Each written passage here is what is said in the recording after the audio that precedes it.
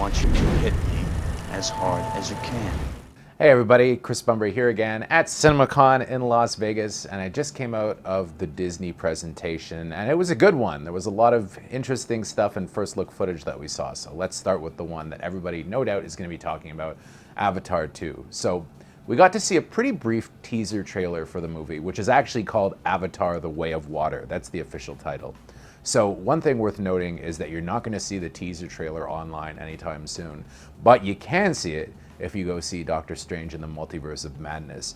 The teaser was kind of designed for the big screen, and I think after having seen it, I can understand why, because I think if you were to watch it on a smaller screen on your computer or on your phone, it really wouldn't seem all that impressive. It would just seem like kind of another run-of-the-mill sci-fi action movie. But when you see it in 3D with the high frame rate on a big screen with the sound, it looks amazing. I mean, Cameron has really kind of spent years perfecting the technology for this, and the CGI looks like a significant improvement on the original, which was already pretty good to begin with. And then you've got all these water effects and the high frame rate, which I've always found, to be honest, I find the high frame rate a bit disorienting because it looks like, it looks a bit like a soap opera or something like that. I never liked it in the Hobbit movies. It looks like Cameron's using it in an interesting way here. I'm still not 100% sold on it, but maybe when I see the movie itself, I'll feel differently.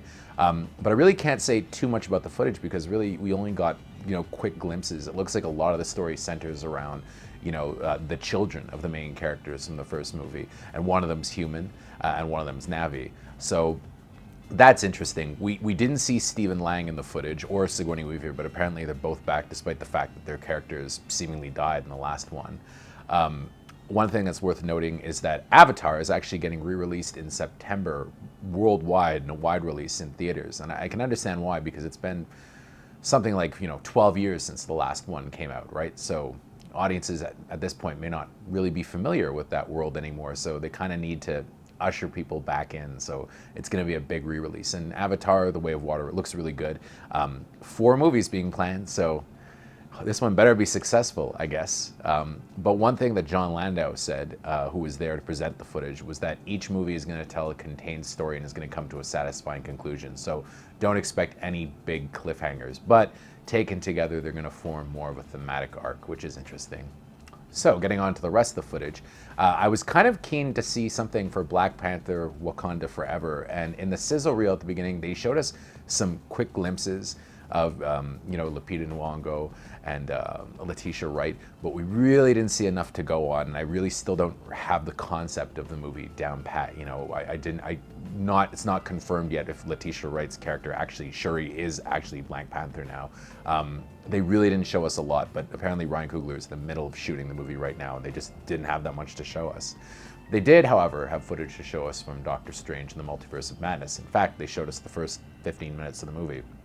Kevin Feige said he would have showed us the whole thing, but they've had a lot of luck with them doing kind of these late-breaking screenings, which, fair enough, worked for Spider-Man: No Way Home, and I'm sure that there's a lot of surprises in the movie. I know that most of the press screenings are happening on Monday.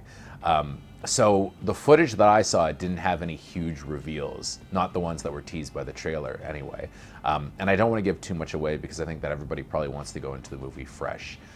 That said, we did see the introduction of Wanda, from WandaVision, and it picks up right where that left off, and it also picks up right where Spider-Man: No Way Home left off. So in this footage, we meet America Chavez, and we figure out her powers, that she can travel across the multiverse, but she can't control the power. She can only travel when she's really afraid. So she hasn't been able to harness it yet, and she asks to come to Doctor Strange for help, and he's not the first version of Doctor Strange that she's met. And that's all I'm going to say about that. It was pretty fun footage, though, and it looks like it's going to be another good Marvel movie. Otherwise, we saw the first half hour of Lightyear. So the premise for this is kind of fun. So it's as if the toy from Toy Story, Buzz Lightyear, is from Andy's favorite movie, Lightyear, and the movie that we're watching is that movie that Andy loves so much. I kind of wish Pixar was having more fun with that, though, because it's supposed to be, a movie from 1995, right? And I think they abandoned that premise after the little introduction. It feels like a modern sci-fi blockbuster just done in animated form by Pixar, which I think may rub some people the wrong way, while other people are going to probably really like it. It feels like an animated Marvel movie almost. Chris Evans seems like he's having a fun time as Buzz Lightyear. He's not doing a Tim Allen impression, which is good, but he's still, speaking in the same he has the same kind of vibe, if you understand what I'm saying. And the premise is neat because he's doing these, they all end up marooned on a planet, and Lightyear has to do all these intricate time experiments, and keeps jumping ahead 4 years, so characters get old, and he becomes kind of like a bit lonely and out of step with time. I think that the robot cat that he has, that's his sidekick, is probably gonna steal a lot of scenes. It looks like a fun movie. They've screened a lot of footage so far for people that were doing, advanced press for it. I think they know that they've got a fun blockbuster on their hands, and that's definitely what it looks like, a fun blockbuster. We didn't see anything from Indiana Jones, but they did say that it was coming. And we saw kind of tiny glimpses of Thor: Love and Thunder, but not much more than you saw in the trailer, to be honest. So that was pretty much it for the presentation. Besides, we did see the first 10 minutes or so of the Bob's Burgers movie. And I must admit that I've never seen a single episode of Bob's Burgers, so I wasn't quite sure what to make of it. It seemed fun. The movie I'm probably most excited for that they showed a trailer for is probably actually David O. Russell's Amsterdam, which apparently is based on a true story. It stars John David Washington, Margot Robbie, and Christian Bale, who has one eye in the film and is wearing a glass eye, as a trio of friends that served in World War I that formed a pact to protect each other, and they get caught up in some kind of shady underworld dealings, which is apparently based on a true story. And it's got a wild cast. Taylor Swift is one of the leads in the movie. There's Robert De Niro.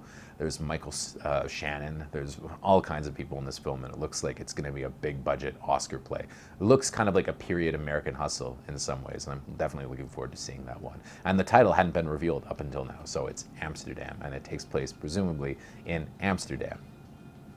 Otherwise, that was pretty much it. A very good panel. Not quite as mind-blowing as the Warner Brothers one from yesterday, but they have a solid slate ahead of them, and they almost don't need to oversell it here because, everybody's going to go see the new Marvel and Pixar movies anyway, so why even bother, heavily dropping, reveals from these movies. I think the thing that they really have to sell is Avatar 2 or Avatar: The Way of Water, because it's been so long since the last movie, and it seems like an unsure bet at this point.